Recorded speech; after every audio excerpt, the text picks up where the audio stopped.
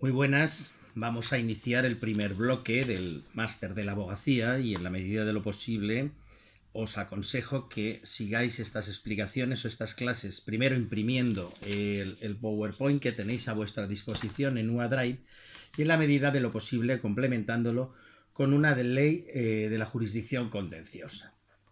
Lo que os voy a referir ahora va a ser dijéramos los artículos 1 a 24. Bien, la primera advertencia que os hago es que no se trata, porque esto ya se supone que lo hemos hecho a lo largo de la carrera, de revisar o de repasar la ley de la jurisdicción contenciosa. Esto se supone que ya lo sabemos. El aspecto donde yo queremos incidir es en aquellas prácticas, en aquellas cuestiones de la práctica procesal que os van a ser necesarias como abogados. Si nos vamos al primero de las bien, tenéis unas viñetas. Me referiré a las diapositivas en todo momento por el número con el cual las hemos publicado.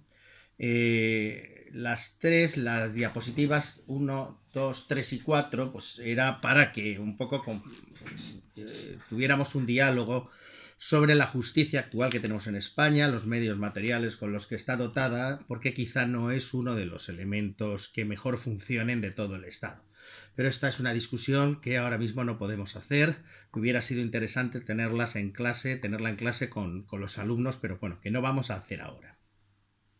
Segunda cuestión, también os debo advertir, estamos en un momento un tanto difícil. El hecho de que nos veamos obligados a dar clases a través de una plataforma como YouTube, pues es un poco peculiar, pero que sepáis que también se nos viene encima una reforma de la ley de la jurisdicción. Yo ya os advertiré aquellos artículos que posiblemente van a ser reformados. Lo que pasa es que hasta que no aparezca en BOE, pues no hay nada dicho. Los temas que os hemos colgado yo los he actualizado hasta marzo de 2020.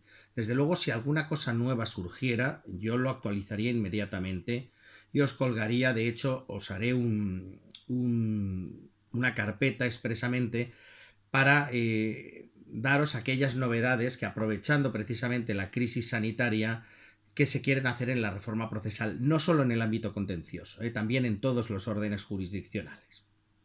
Bien, si nos vamos al primer tema y empezamos en la diapositiva número 5, el ámbito de la jurisdicción, lo que corresponde a los artículos 1 y 2, que se equivaldrían al 24 de la Ley Orgánica del Poder Judicial, es a quién juzga la jurisdicción contenciosa. Claro, tenemos una jurisdicción que se ha dicho que hasta ahora era una jurisdicción privilegiada, o que la administración tenía una jurisdicción privilegiada. Hay países que no tienen contencioso, como Gran Bretaña, por ejemplo. Pero nosotros tenemos, aparte de un derecho administrativo que habéis visto a lo largo de la carrera, que es un derecho estatutario de la administración pública, tenemos también una jurisdicción de las 5 que hay, de los 5 órdenes jurisdiccionales. Acordaos: el civil, el penal, el contencioso administrativo, el social y el militar. Pues hay un orden jurisdiccional exclusivo para la administración. ¿Esto quiere decir que haya un privilegio? Ni mucho menos. Habéis visto muchos privilegios a lo largo de la administración y del derecho administrativo, pero no quiere decir que la administración sea un sujeto privilegiado. ¿A quién juzga la jurisdicción? Pues básicamente, siempre que haya jurisdicción contenciosa, la regla es que hay una administración enjuiciada. La primera de ellas serían todas las administraciones territoriales. Básicamente, el Estado, la Administración General del Estado, Gobierno de España, las comunidades autónomas y las administraciones locales. Pero también las personificaciones de derecho público, por ejemplo, los organismos autónomos. En el caso el que os pongo en la diapositiva es, por ejemplo, el Suma Gestión Tributaria de la Diputación Provincial, que es un organismo autónomo, o la llamada potestad doméstica de órganos constitucionales. Aquí no debemos confundirnos. Estos órganos son constitucionales, no son administraciones. Pero cuando el Tribunal Constitucional decide contratar material, libros o lo que sea, o decide contratar una obra, o el defensor del pueblo, el estatal o los autonómicos, ese régimen de contratos por proximidad se juzga en la jurisdicción contenciosa, pero no quiere decir que sean administraciones públicas. Y también, finalmente, se le asume o conoce la jurisdicción contenciosa del llamado recurso, de la llamada administración electoral, regulada en la Ley Orgánica del Régimen Electoral General del 85, en los artículos 109 a 117. La administración electoral, evidentemente, las impugnaciones que pueda haber de candidaturas, de elecciones, todo esto lo conoce el contencioso. Lo que pasa es que la administración electoral, como tal, es una administración que solamente se conforma y tiene una vigencia temporal, que es cuando hay una convocatoria electoral. A partir de ahí, la administración electoral, cuando se han convocado las elecciones, se disuelve y ya no vuelve a conformarse hasta que no hay una nueva convocatoria electoral. Si vais a la diapositiva número 6, en el artículo 2 tenéis las competencias de la jurisdicción. Una de las más relevantes, lo digo porque está prevista expresamente en la propia Constitución, es la existencia de un procedimiento especial para la defensa de los derechos fundamentales. Un procedimiento del que no conoce el Tribunal Constitucional, sino la jurisdicción contenciosa. Esto estuvo regulado inicialmente en una ley del año 78, que llevaba la misma fecha de la aprobación de la Constitución, del 26 de diciembre del 78, y en la actualidad hay un procedimiento especial, que no veremos, pero que tenéis que conocerlo, en los artículos 114 a 122 bis de la Ley de la Jurisdicción, que precisamente enjuicia todo el tema de este procedimiento especial. Luego tenemos los actos de gobierno, que los diré muy resumidamente, y los actos separables de los contratos administrativos, los actos de los concesionarios de servicios públicos y toda la responsabilidad patrimonial.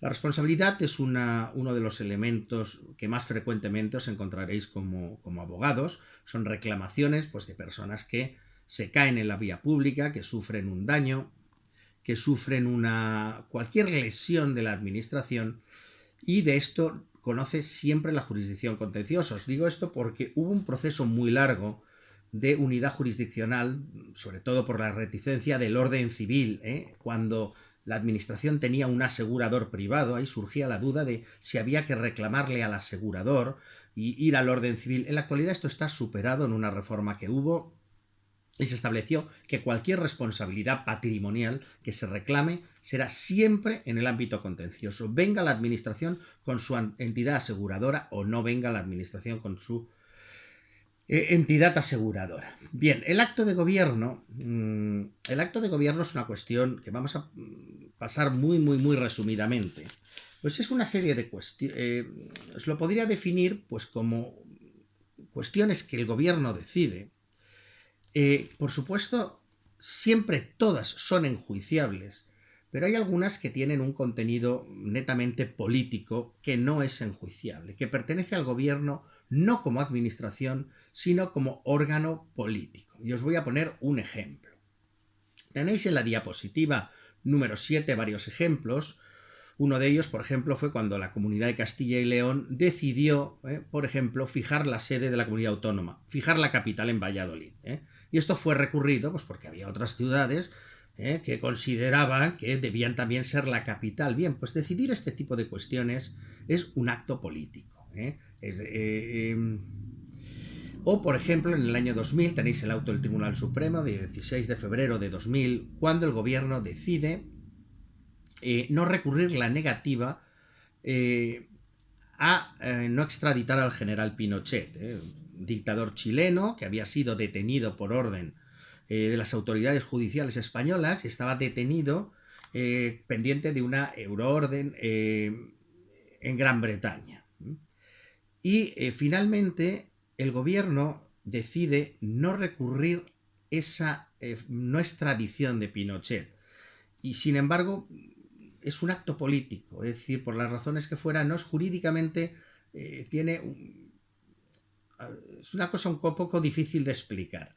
Os lo voy a poner con otro ejemplo que tenéis en la diapositiva número 8. Mirad, en el año 69 el gobierno de Franco decide cerrar la verja de Gibraltar. La frontera que hay terrestre es de las más cortas que hay en Europa. Entre Gibraltar, pues cierra la frontera y evidentemente muchos españoles que tenían negocios en Gibraltar, de la noche a la mañana perdieron su negocio.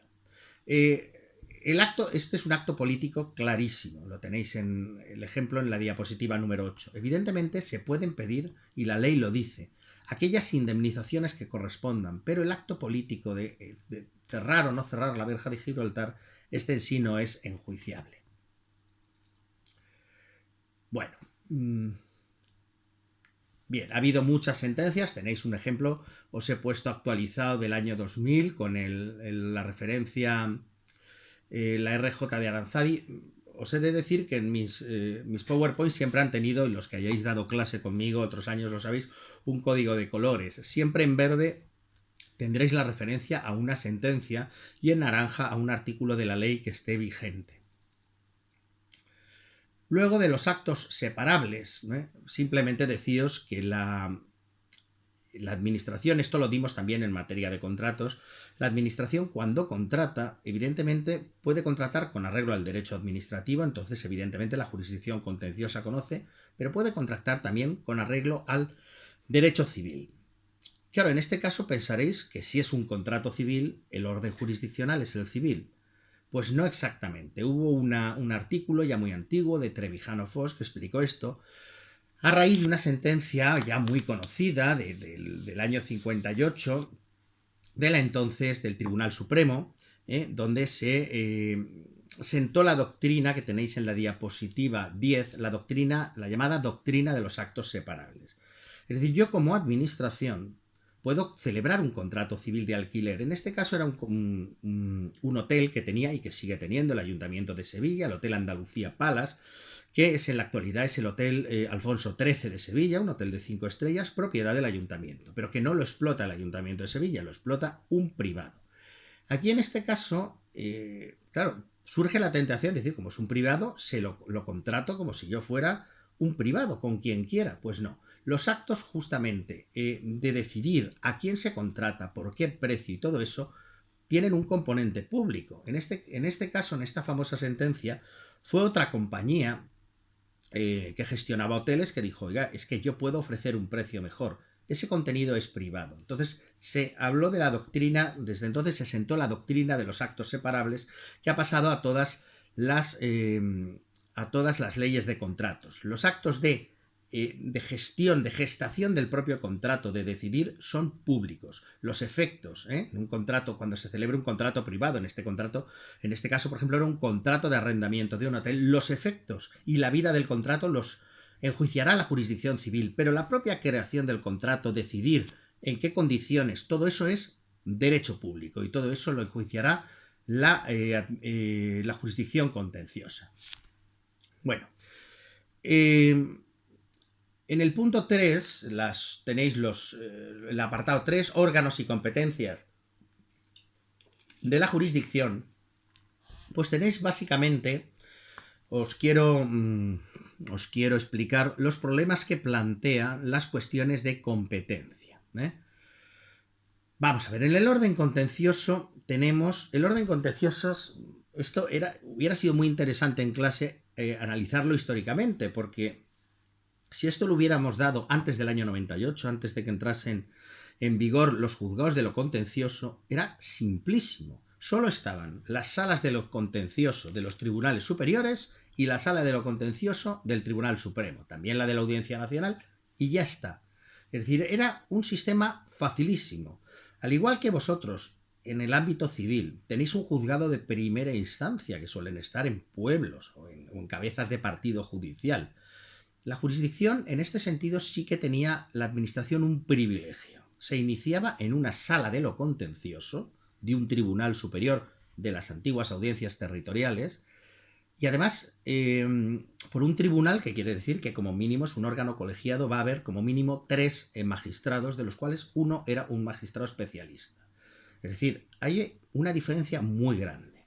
Este esquema se altera desde el año 98 porque tenemos unos órganos unipersonales, 2, y unos órganos colegiados. Como órganos unipersonales tenemos los juzgados de lo contencioso y los juzgados centrales de lo contencioso. Bien, nos centraremos en los primeros. Estaban previstos desde el año 85 en la Ley Orgánica del Poder Judicial y, sin embargo, no se pusieron en marcha hasta el año 1998. Y os preguntaréis, ¿por qué? Pues porque había una desconfianza muy grande. La administración estaba muy cómoda con que cualquier multa, cualquier insignificante reclamación o pleito contra la administración se iniciaba siempre en una sala de lo contencioso, por un tribunal de los cuales uno era un magistrado especialista. Y esto a la administración le venía muy bien. Había una desconfianza a que un solo juez, a que una sola persona pudiera paralizar la actuación de la administración. Y esto se sigue viendo y lo veremos en la distribución de competencias, que es muy rácana, muy cicatera. Que haya un juzgado de lo contencioso, ya os digo, no os debe dar lugar a pensar que todo empieza como pasaría en primera instancia por el juez de primera instancia. O sea, el órgano contencioso es la primera instancia contenciosa, pero sobre todo de muy poquitas cosas. Los juzgados centrales se crearon también en el año 98 para descargar a la Audiencia Nacional, pero no nos centraremos. Básicamente lo que me interesa que conozcáis son los órganos unipersonales provinciales, porque es básicamente con los que como letrados os trataréis. Después, como órganos colegiados, tenéis las salas de lo contencioso de los Tribunales Superiores de Justicia. Estas han existido desde siempre, están en el artículo 10 de la Ley de la Jurisdicción.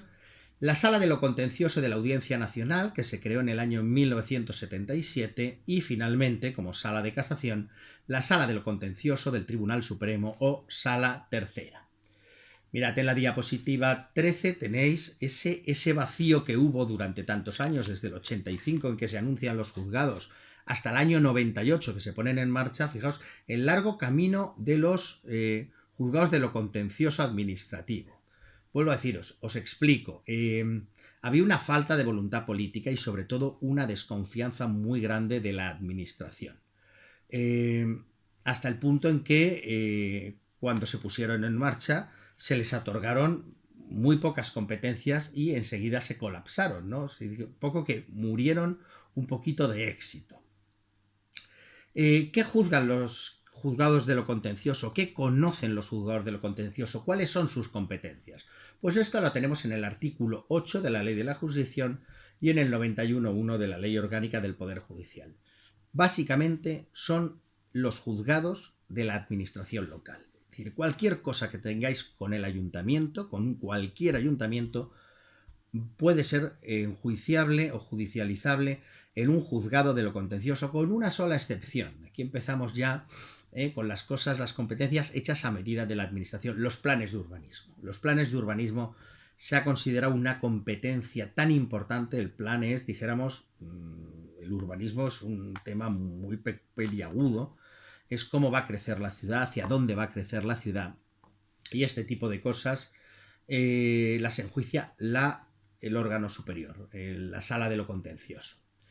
En materia de comunidades autónomas, se enjuician las competencias salvo que provengan de la cabeza superior, es decir, del gobierno autonómico, que en este caso el gobierno valenciano es el Consell. Cuando es una resolución directamente que adopta el Consejo, el gobierno autonómico de la comunidad autónoma, en este caso el Consell de la Generalitat, en ese caso ya no es el juzgado, es la Sala de lo Contencioso. Y sobre todo en las cuestiones de personal, lo que básicamente conocemos en los juzgados de lo contencioso son todo el tema de los funcionarios y sus problemas, las reclamaciones de cantidades, las vacaciones, los permisos, los expedientes. Las sanciones, pero ojo, siempre de menos de 60.000 euros. ¿Veis el criterio? Como cuando la sanción es, dijéramos, ya grande, considerable, cuando es de más de 60.000 ya va al órgano superior. No existe, no se fía de que el juez pueda tener, de que un solo juez pueda tener. Y luego las responsabilidades patrimoniales de menos de 30.000 euros. Y respecto a las competencias de la administración del Estado, básicamente son muy poquitas, la administración periférica, pero sobre todo la gran competencia que tienen los juzgados de lo contencioso es toda la extranjería. Hay un tema que también se le ha dado a los juzgados de lo contencioso desde el año 98, antes lo hacían por analogía a lo que habréis visto en penal, las entradas y registros, pues son las autorizaciones de entrada a domicilio o lugar asimilado a domicilio que necesite la administración. Aquí os debo advertir, muchas veces la administración, para ejecutar un acto administrativo o simplemente para realizar, esto se nos plantea, por ejemplo, con las ITES, las inspecciones técnicas de edificio, o el precintado de alguna actividad molesta, necesita entrar en un domicilio. Sabéis que constitucionalmente el domicilio está protegido. Y a su vez, igual que cuando hay que entrar en un domicilio para registrarlo en el orden penal, aquí la administración necesita entrar en un domicilio, evidentemente no para registrarlo, sino para ejecutar un acto administrativo. En este caso, quien da esa autorización es el juez de lo contencioso. Pero cuidado, no se enjuicia el acto administrativo, solamente se limita a autorizar la entrada en el domicilio. Quiero decir que si usted después no está de acuerdo con ese procedimiento que la administración suele plantearse sobre todo en materia de urbanismo. Usted no está de acuerdo con el procedimiento de inspección en urbanismo, recurrirá, pero el acto administrativo solamente autoriza la entrada en el domicilio. Debe ser para ejecutar forzosamente un acto administrativo, aunque la casuística, vuelvo a deciros, esto se está utilizando, esto que está en el 8.6, para muchísimas cosas. Por ejemplo, para personas que tienen síndrome de Diógenes o síndrome de Noé. Son personas de estas, sobre todo pues, mayores, que acumulan... Esto es una cosa, bueno, pues es un trastorno mental, que acumulan basura en las casas, y la acumulación de basura, y pues, aparecen ratas, aparecen malos olores, causa molestias a los vecinos y es necesario entrar para limpiar esa casa y tirar toda esa basura. O también pasa, contrariamente, gente que acumula perros, gatos en su casa, muchísimos animales, pero que no tiene capacidad para alimentarlos, y los animales pues están en un estado deplorable.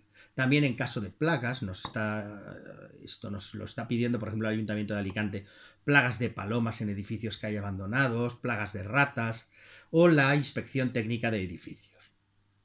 Y también una medida que está prevista en la ley, medidas sanitarias respecto de una persona. Esto con la actual crisis que tenemos del coronavirus, pues se había planteado y se ha planteado, es decir, yo tengo un modelo hecho. Por ejemplo, os voy a poner el ejemplo del hotel que hubo en las Islas Canarias, donde se detectó un foco de coronavirus y se ordenó el confinamiento de todo el hotel. Otras veces se nos ha planteado, porque ha habido brotes de tuberculosis que es muy resistente a los antibióticos, que una persona sea obligada a estar en un centro hospitalario. Claro, esto... La autorización debe darla un juez porque supone una privación material de la libertad. Es decir, yo no me puedo ir del centro hospitalario porque voy a contagiar si yo mismo tengo una enfermedad, pero evidentemente desde el mismo momento en que me están obligando a estar en un sitio, hay una privación material de libertad que debe autorizarlo un juez. También nos lo pide mucho la tenéis ahí CNMC, que es la Comisión Nacional de los Mercados y de la Competencia, y la Agencia Estatal de la Administración Tributaria en procedimientos de investigación. Aquí, por ejemplo, lo hemos otorgado cuando se está pactando precios, hay razones fundadas que entiende, pero hace falta investigar, hace falta acceder a la contabilidad, a los acuerdos, a los ordenadores de varias empresas. Pues nos lo han pedido, por ejemplo, autorizamos, por ejemplo, esto ya se puede contar, en varias empresas, ya pasó. Nunca os contaría una cosa que estuviera subyúdice. Varias empresas de Gijona, de turrón, pues que habían pactado precios a cómo se iba a vender el turrón. Eso es contrario a la libertad de comercio y a las libertades de la Unión Europea. Es decir, no se pueden pactar los precios. O también nos lo pide la Agencia Estatal de la Administración Tributaria en casos de defraudaciones. También lo otorgamos, por ejemplo, para entrar simultáneamente en una serie de discotecas de Benidorm, pues que no facturaban, no correspondía las compras con lo que después declaraban la facturación. Finalmente, como garantía, y esto creo que es una cosa que el artículo 8.6 escasea, es que no prevé la intervención del Ministerio Fiscal. Yo aquí siempre doy intervención al Ministerio Fiscal como garante del derecho. Me parece un disparate autorizar la entrada en el domicilio de una persona o el confinamiento forzoso en una institución sanitaria sin que el fiscal se pronuncie. Es decir, aunque la ley de la jurisdicción no lo diga. Mirad, en el artículo, los juzgados de lo contencioso, se crearon como juzgados provinciales. Pero hay caso, aquí tenéis toda la distribución de juzgados de lo contencioso en la diapositiva número 17. Y pone provinciales entre comillas porque hay sitios donde hay más de un juzgado de lo contencioso y la provincia de Alicante es uno de esos ejemplos. Si os fijáis en el mapa, por ejemplo, Valencia, la provincia de Valencia, tiene unos 10 juzgados de lo contencioso que están todos en la ciudad de la justicia de Valencia. Castellón tiene 2. Y en Alicante, ciudad, somos 4 juzgados de lo contencioso. Yo, por ejemplo, soy el juez del juzgado de lo contencioso número 3. Pero también hay un partido judicial pequeñito en Elche, que tiene su partido judicial propio que engloba a todos los pueblos de la Vega Baja. Esto lo tenéis también, por ejemplo, en la región de Murcia, donde Murcia capital tiene el grueso de los juzgados de lo contencioso, pero Cartagena tiene un juzgado de lo contencioso. En la provincia de Cádiz, si os fijáis, pues os pasa 3. Están el juzgado de Jerez, los juzgados de Cádiz y hay 2 juzgados en Algeciras. Y se repite también esta cuestión entre Oviedo, Gijón, y también, por ejemplo, en la provincia de La Coruña tenéis un juzgado en Ferrol, otro en Vigo, respecto a Pontevedra, y en la provincia de Coruña, uno en Gijón, otros en Coruña y otros en Santiago de Compostela, porque es donde está la capital provincial. También pasa en Mérida, que es donde está la capital de la comunidad autónoma. Esto es lo que explica que sean provinciales, pero entre comillas. Hay provincias que tienen más de un juzgado de lo contencioso. ¿Por qué os explico esto? Pues porque si esto os ocurre, esto no está en la ley de la jurisdicción, está en la ley de planta y demarcación del 88, donde se distribuyen los juzgados. Lo digo porque debéis saber, si recibís una notificación del Ayuntamiento de Albatera, pues normalmente el juzgado competente será el de Elche. Si lo presentáis en el juzgado, vuestra demanda la dirigís al decanato de los juzgados de Alicante, no va a pasar nada. Es decir, lo que pasa es que habrá que dar un procedimiento de incompetencia donde también intervendrá el fiscal y vais a tener una demora en la tramitación de vuestro procedimiento. Tampoco quiero que seáis ilusos. Hay veces que la demora está buscada expresamente para ganar tiempo, por las razones que sea. Entonces se presenta en otro sitio donde se sabe que no es competente, buscando esa demora. Bueno, esto os lo explico totalmente, me he adelantado, lo tenéis en toda la explicación en la diapositiva 18. Y después vamos al segundo gran protagonista en el ámbito contencioso, que son las salas de lo contencioso. Bueno, en las salas de lo contencioso tenéis sus competencias.